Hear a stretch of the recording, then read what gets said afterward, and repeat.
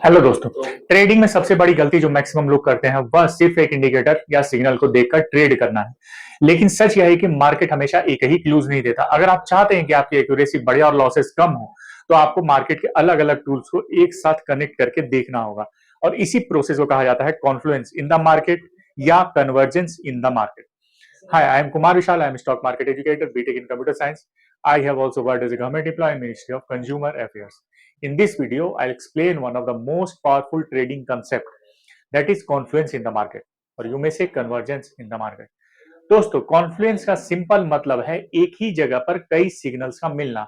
Example के तौर पर सोचिए, अगर किसी स्टॉक पर सपोर्ट लेवल बना हुआ है और उसी जगह पर कोई बुलिश कैंडलस्टिक पैटर्न का भी फॉर्मेशन दिख रहा है और इंडिकेटर भी आपको अच्छा बाइंग सिग्नल प्रोवाइड कर रहा है, तो यह तीनों मिलकर आपके एक स्ट्रॉन्ग कंफर्मेशन को देंगे। यही कंफर्मेशन कॉन्फ्लुएंस से मिलता हुआ दिखाई देता है। यानी जब ज्यादा से ज्यादा फैक्टर्स एक ही यूनिडायरेक्शनल मूव की तरफ इशारा करते हैं तो ट्रेड लेने का कॉन्फिडेंस और एक्यूरेसी दोनों ही एक साथ बढ़ जाते हैं। मार्केट में अकेले एक सिग्नल पर भरोसा करना रिस्की है, लेकिन जब कोई सिग्नल्स एक साथ कॉन्फ्लुएंस बनाते हैं तो वह ट्रेड की हाई प्रोबेबिलिटी को दर्शाते हैं। और यही डिफरेंस है बिगिनर ट्रेडर और एक प्रोफेशनल ट्रेडर में। इस वीडियो में मैं आपको बताऊंगा कॉन्फ्लुएंस को प्रैक्टिकली कैसे बनाएं, किन किन टूल्स को एक साथ कंबाइन करके कॉन्फ्लुएंस का निर्माण कर सकते हैं आप, और रियल मार्केट में आप इसका एप्लीकेशन कैसे कर सकते हैं, इसका फायदा कैसे उठा सकते हैं। तो चलिए शुरुआत करते हैं, स्टेप बाय स्टेप सीखते हैं मार्केट कॉन्फ्लुएंस के सीक्रेट्स। अब हम लोग इसी बात को आगे बढ़ाते हुए शुरुआत करते हैं। सबसे पहला, मार्केट में कॉन्फ्लुएंस का निर्माण करने के लिए आपको मार्केट में डिसिप्लिन के रूल को फॉलो करना ही पड़ेगा। विदाउट डिसिप्लिन आप मार्केट में बहुत दिनों तक लॉन्ग रन के लिए टिक कर नहीं रह सकते। यदि आपको लॉन्ग रन के लिए टिकना है, लंबी रेस का घोड़ा बनना है, तो आपको एक डिसिप्लिन ट्रेडर बनना पड़ेगा। यह बात आप बिल्कुल ध्यान में रखकर चलें। डिसिप्लिन का सबसे पहला रूल बोलता है कि आप अपने ओल्ड सपोर्ट और रेजिस्टेंस को ना भूलें। Don't forget old support and resistance because history repeats itself. यह बात ध्यान रहे, मार्केट में पिछले बीते हुए रिवर्सल्स या आगे आने वाले भी बहुत सारे रिवर्सल्स ओल्ड सपोर्ट और रेजिस्टेंस लाइन से देखे जाते हैं। तो ओल्ड सपोर्ट और रेजिस्टेंस लाइन आप बिल्कुल भी ना भूलें। इसके बाद इफ देन इल्स सिस्टम, यह जो कंप्यूटर में ग्रेजुएशन कर रहे होंगे या किए होंगे उन्हें यह एक कमांड के तौर पे यूज होता है प्रोग्रामिंग लैंग्वेजेस में। इफ देन इल्स, यदि ऐसा हो तो हमें ऐसा करना है, यदि ऐसा नहीं हो तो इल्स क्या करना है। इफ देन इल्स सिस्टम आपको यह मार्केट में बताता है कि यदि मार्केट आपकी एंटीसिपेशन के हिसाब से चल रही है तो वेल एंड गुड, आप मार्केट में ट्रेड में बने रह सकते हैं। वरना आपके एंटीसिपेशन के हिसाब से जब मार्केट नहीं चले तो कृपया मार्केट से निकल जाइए, एग्जिट कर लीजिए। तीसरा point, stop loss. Stop loss हमेशा यूज करना सीखिए, बिकॉज स्टॉप लॉस के बिना ट्रेड करना ऐसा ही है जैसे मार्केट में आंख बंद करके गाड़ी चलाना। आंख बंद करके गाड़ी चलाइएगा तो ऑब्वियसली एक्सीडेंट के प्रोबेबिलिस्टिक चांसेस बढ़ जाएंगे। तो इसीलिए स्टॉप लॉस को बिना भूले मार्केट में एंट्री लें, स्टॉप लॉस का हमेशा यूज करते हुए दिखाई दें। चौथा है कंसीडर ऑप्शंस। आपको अपने ऑप्शंस तैयार रखने पड़ेंगे मार्केट में। जैसे शेयर बहुत ही वोलाटाइल है, तो शेयर में यदि लॉस हो तो इसका आप लॉस की भरपाई बॉन्ड और डिबेंचर से कर सकते हैं। तो अपने इन्वेस्टमेंट के पोर्टफोलियो को एक वाइडेंड एंगल देने की कोशिश करें, यह बात का विशेष ध्यान रखें। अपना आपका इन्वेस्टमेंट अपर्चर जितना बड़ा होता है उतना ही आपके लॉसेस के प्रोबेबिलिटी को कम किया जा सकता है।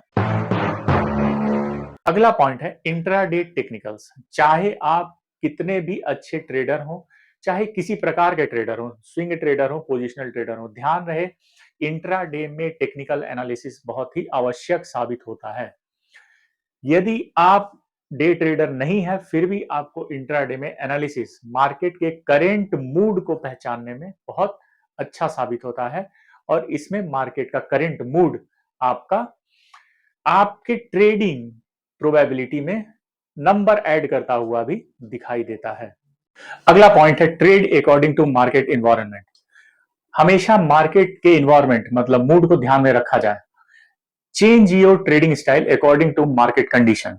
यदि मार्केट कंडीशन साइडवेज है तो किस तरह के ट्रेड लेने हैं यह आपको पता होना चाहिए, और मार्केट यदि डायरेक्शनल मूव दे रहा है तो किस तरह के ट्रेड लेने हैं यह आपको पता होना चाहिए। अगला पॉइंट है इंडिकेटर्स। इंडिकेटर्स में हम लोग इस बात का विशेष ध्यान रखते हैं। इंडिकेटर्स का मतलब क्या होता है? इंडिकेशन देना, मतलब किसी भी प्राइस के मूवमेंट का इंडिकेशन होता है। प्राइस अपसाइड मूव करेगा या डाउनसाइड मूव करेगा, उसका इंडिकेशन इंडिकेटर्स के द्वारा दिया जाता है। तो ऑब्वियसली इंडिकेटर्स का यूज बहुत अच्छे तरीके से कन्वर्जेंस ऑफ सिग्नल्स निकालने में किया जाता है। जैसे इंडिकेटर्स, यदि मैं एक सिंपल मूविंग एवरेज यूज कर रहा हूं तो उस सिंपल मूविंग एवरेज जो सपोर्ट या रेजिस्टेंस लाइन की तरह यूज हो रहा है, वहां पर किसी कैंडल पैटर्न्स या कैंडल स्टिक्स का बुलिश पैटर्न या बियरिश पैटर्न उस इंडिकेटर के समर्थन में यदि है तो हमारे ट्रेड का जनरेशन बहुत आसानी से हो सकता है। यह बात ध्यान रखेंगे। अगला पॉइंट है examine the market reaction to news. बहुत बार ऐसा होता है कि मार्केट में न्यूज कुछ और आती है, मार्केट कुछ और परफॉर्म करता हुआ दिखाई देता है। तो हमेशा इस बात का ध्यान रखेंगे मार्केट में न्यूज किस तरह की और मार्केट में उसका रिएक्शन कैसा हो रहा है। इसके हिसाब से भी आप अपने ट्रेडिंग कैपेबिलिटीज में बदलाव कर सकते हैं, ट्रेडिंग में बदलाव कर सकते हैं। अगला पॉइंट है Fibonacci retracement. Fibonacci retracement market में पुल बैक और बाउंस बैक का बहुत ही अच्छा तरीका समझा जाता है। बहुत अच्छे अच्छे ट्रेडर फिबोनाची रिट्रेसमेंट को एज अ सपोर्ट और रेजिस्टेंस लाइन यूज करते हुए देखे जाते हैं। 4 बहुत फेमस फिबोनाची के रिट्रेसमेंट हैं। उनमें सबसे फेमस 50% का रिट्रेसमेंट प्रेफर किया जाता है बहुत सारे ट्रेडर्स के द्वारा, क्योंकि 50% का रिट्रेसमेंट एक हेल्दी रिट्रेसमेंट कहा जाता है। अगला पॉइंट है याद रखें market is never wrong. Market हमेशा सही होता है। आप अपने प्रोबेबिलिस्टिक डिटर्मिनेशन में कम पड़े या ज्यादा पड़े यह आपके ऊपर निर्भर करता है, लेकिन मार्केट कभी भी गलत साबित नहीं होता है। अपने विल को मार्केट के ऊपर इंपोज करने की कोशिश ना करें, क्योंकि मार्केट फ्री मूविंग एंटिटी है। यह बात का हमेशा ध्यान रखें और ट्रेंड को फॉलो करने की कोशिश करें, ट्रेंड के प्रेडिक्टर नहीं बने। तो दोस्तों इन सब बातों का ध्यान रखा जाए। बहुत सारी बातें आज हम लोगों ने कर ली, बहुत सारे पॉइंट्स हम लोगों ने देख लिए, बहुत सारे डिसिप्लिन के तरीके हम लोगों ने देखे किस तरह से मार्केट में एक डिसिप्लिन ट्रेडर को मार्केट में ट्रेड करना चाहिए। और डिसिप्लिन ट्रेडर मार्केट में हमेशा सक्सेसफुल होता हुआ दिखाई देता है, क्योंकि वह मार्केट में बहुत सारी चीजों को एक साथ समावेश करके मार्केट में ट्रेड लेता है, ना कि कोई एक ही सिग्नल पर मार्केट में उछलकर वो ट्रेड ले लेता है। यदि वीडियो पसंद आए तो लाइक शेयर सब्सक्राइब करना मत भूलिएगा, और अगले वीडियो में मिलते हैं नए टॉपिक के साथ। तब तक के लिए खुश रहिए, आनंदित रहिए। धन्यवाद।